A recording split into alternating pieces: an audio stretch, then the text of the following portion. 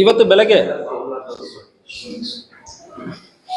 ಬೆಳಗ್ಗೆ ಬೈಲಹೊಂಗಲ್ ವ್ಯಾಪ್ತಿಯಲ್ಲಿರುವ ನಯನಗರ ಮಲಪ್ರಭಾ ಬ್ರಿಡ್ಜ್ ಕಡೆ ಹೋಗುವ ಸಂದರ್ಭದಲ್ಲಿ ವಾಕಿಂಗ್ ಹೋಗಿರುವ ಸಾರ್ವಜನಿಕರು ಕೆಲವೊಂದು ಬೈಕ್ ನದಿಯಲ್ಲಿ ಇರುವುದು ಕಂಡು ಬಂದು ಪೊಲೀಸರಿಗೆ ಮಾಹಿತಿಯನ್ನು ಕೊಟ್ಟಿರ್ತಾರೆ. ಅದರಲ್ಲಿ ಒಂದು 3 ಬೈಕ್ ಈಗ ತಕ್ಷಣ ನಮ್ಮ ಗಮನಕ್ಕೆ ಸಿಕ್ಕಿದೆ.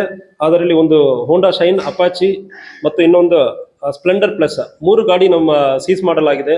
ಇದು ಸವದತ್ತಿಯಲ್ಲಿ 21/12/2025 ಒಂದು ಬೈಕ್ ಕಳ್ತನ FIR ಆಗಿರ್ತದೆ.